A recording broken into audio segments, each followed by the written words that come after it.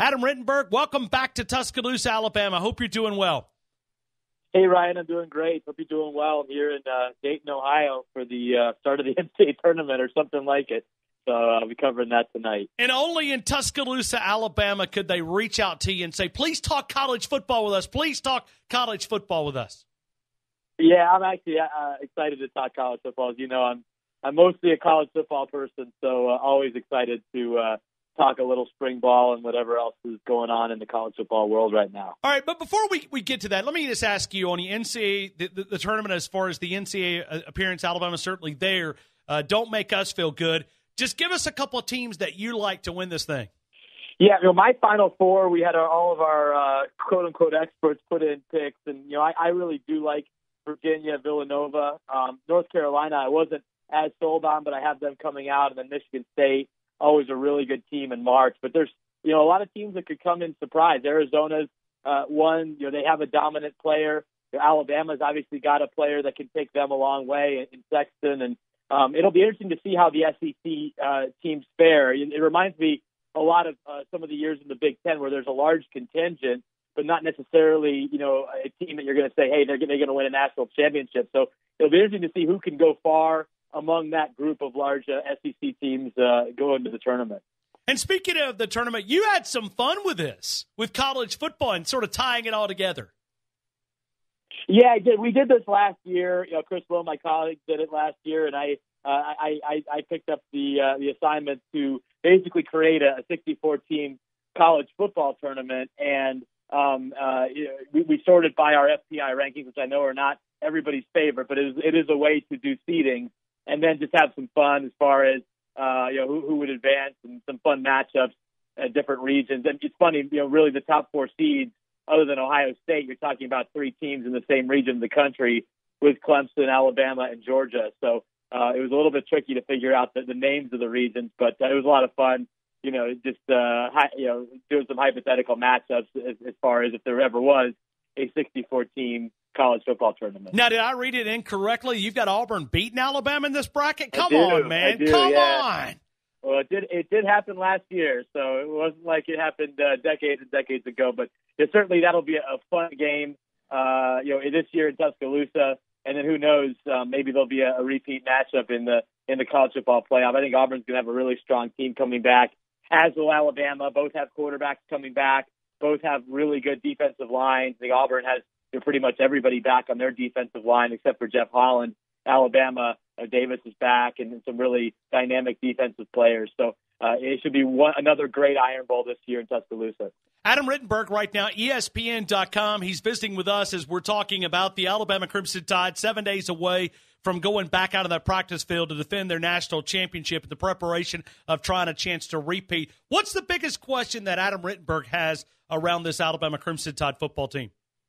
Yeah, to me, it's the passing game and whether, whoever the quarterback is, can they build off of the performance that they showed late in the national title game? Because let's face it, Calvin Ridley's gone, and there's really nobody else that consistently caught the football for Alabama. We know they're going to be good along the offensive line. We know they have talent at running back coming back with Harris and both Harrises. So yeah, it's a really talented team, but can they throw the ball and find enough playmakers in the passing game to complement, which would be a really good defense once again, always a good defense under Nick Saban. The other thing, too, in talking to coaches around the country, I'm putting together these future power rankings, which will rank quarterbacks and offenses and defenses for the next 3 seasons. One thing coaches have said to me is, does all the staff shuffling catch up with Alabama at this point? I mean, they've had a lot of change on their staff on both sides of the ball, but especially the offense, even though Mike Locksley has been in the program. Is it going to be hard for them to constantly regenerate and play at a high level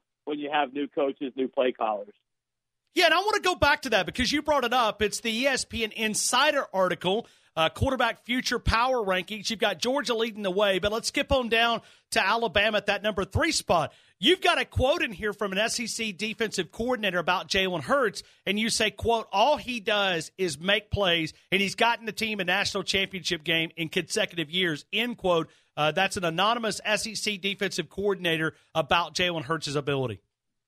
Yeah, I think coaches like Jalen Hurts. I mean, he's hard not to like, and I think several coaches told me how impressed they were with how he handled the tough situation in a sense, being benched in the second half of the national title game. So I think he's a guy that has earned respect in the SEC. But coaches also are realistic. They know that Jalen Hurts is not the greatest passer in college football. That's not a secret. And they were saying that last year. And obviously, Tua has some advantages there from a passing standpoint. And if that's the direction that Mike Locksley wants to go in, it's hard not to see Tua, if he's not the starter, getting significant playing time because he just has an obvious advantage over Hurts in terms of passing the ball. They're both great athletes. Hurts, you're probably a better athlete in terms of running the ball. But in terms of arm strength and throwing the ball, I think we'd all have to say Tua has an edge there right now. Well, you look at Adam Rittenberg right now, ESPN college football analyst. If you look at an SEC defensive coordinator, if Nick Saban's been able to beat you without elite quarterback play, what's he going to be able to do if he's got one of these all-time quarterbacks in Tua Tagovailoa that can sling the football around?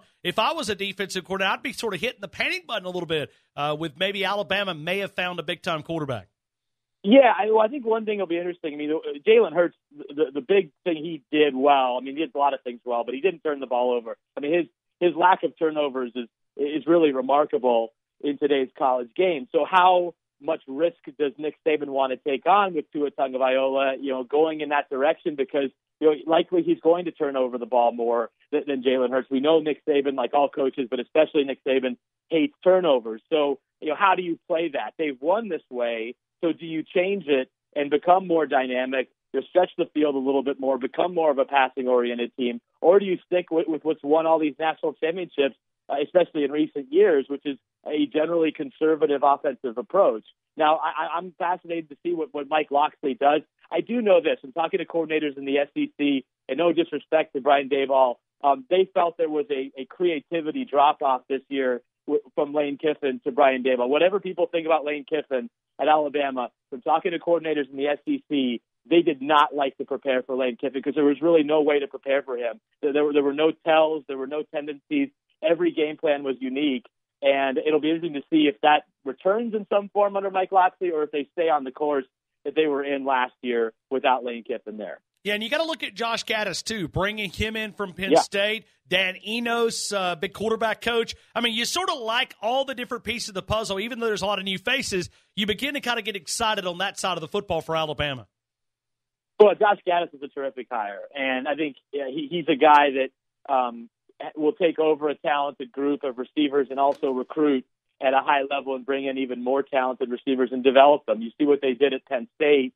I'll be going there next week for the start of their spring practice, and they have a really good, deep, talented receiving core that Josh Gattis largely is responsible for. So I thought that was a terrific hire by Nick Saban. Dan Enos, like you said, a veteran quarterback coach, did some good things at Arkansas.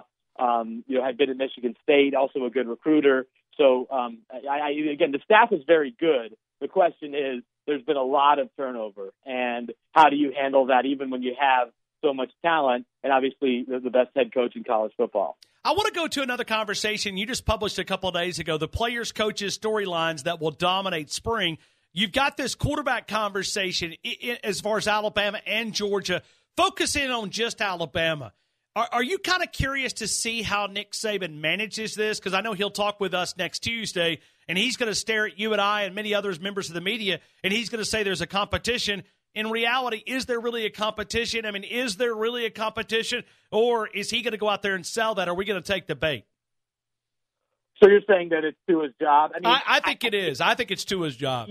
Yeah, from knowing Mike Locksley and what he likes to do, I think Tua is a better fit.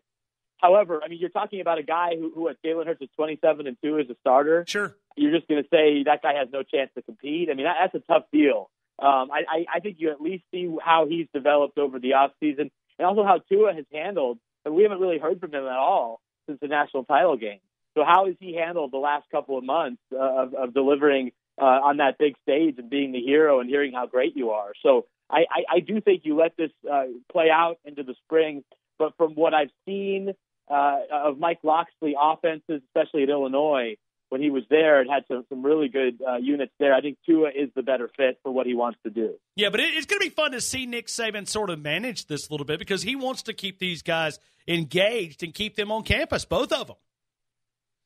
Sure, but I think he's also realistic and knowing that if it's going to go Tua, ultimately it's going to be hard to keep Jalen Hurts unless he wants to stay there. I mean, you never know. Each case is unique, but in talking to people who are very much in that world of transfer quarterbacks, if you're not playing, you're probably transferring, especially a guy with that type of athleticism who's won at a high level. I think that's why you're seeing Alabama go the graduate transfer route. You're looking at players in that realm, and because it's just hard to keep a lot of quarterbacks that are very close in age together on the same campus for a long time. It's one thing that Georgia's going to deal with. I mean, Justin Fields potentially only a year behind Jake Fromm if he doesn't redshirt this year. Nobody expects him to redshirt. How do you handle that? Clemson, there's two young quarterbacks recruited at a high level that really have no gap between them. So you can't just wait around. It's a fascinating situation right now when you have so many young quarterbacks in college football who are ready to play when they walk in the door because they've been coached at a high level. They've been specialized and really ready for the stage much earlier in their career than they have traditionally at that position. Adam Rittenberg, ESPN college football analyst, and I was really fascinated at the big-time questions going into college football season, about 170 days away. There's a lot of major questions around big-time programs as you publish there on ESPN.com. Yeah, and it's amazing how so few programs, like the brand-name programs, you can say, we know who the quarterback is going to be going into the 2018 season. I think you could say it at Penn State, safe to say with Trace McSorley. You can say it at Washington with Jake Browning. You can say it at Auburn with Jarrett Stidham. But very few programs have that, okay, we know who our guy is going to be. I mean, name a conference, and the big-name programs are searching for a quarterback. Wisconsin has a guy in Alex Hornibrook, but Ohio State, they have a quarterback competition this spring. Michigan, their quarterback situation is very uncertain. Clemson, even though Kelly Bryant is back, people expect the young guys to push him. Same with Jake Fromm.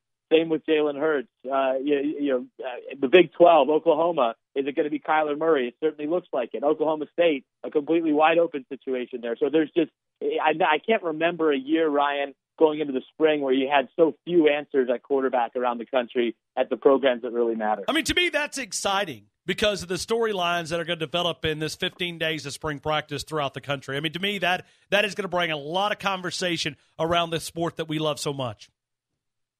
Yeah, without a doubt. And we're not going to know all the answers coming out of the spring. We may know very few answers, honestly, as coaches tend to like to have these spill into the fall unless someone really separates themselves. So, and then you have the whole graduate transfer piece of if somebody doesn't get a job, are they going to transfer as a graduate? I mean, there's a situation at Ohio State with Joe Burrow, who may be the backup, may be the starter. If he's not the starter, he may be a graduate transfer. Urban Meyer even acknowledged that in a recent news conference. So that's another part of this, is that there'll be a whole flurry of moves that could impact some pretty big-name teams. I mean, does USC add a graduate transfer quarterback, or do they go with a guy in JT Daniels who really should be a high school senior, and he's going to be on campus competing for that job? So there's all sorts of situations like that around the country, but I think it adds to the uncertainty going into this season, which should be a lot of fun.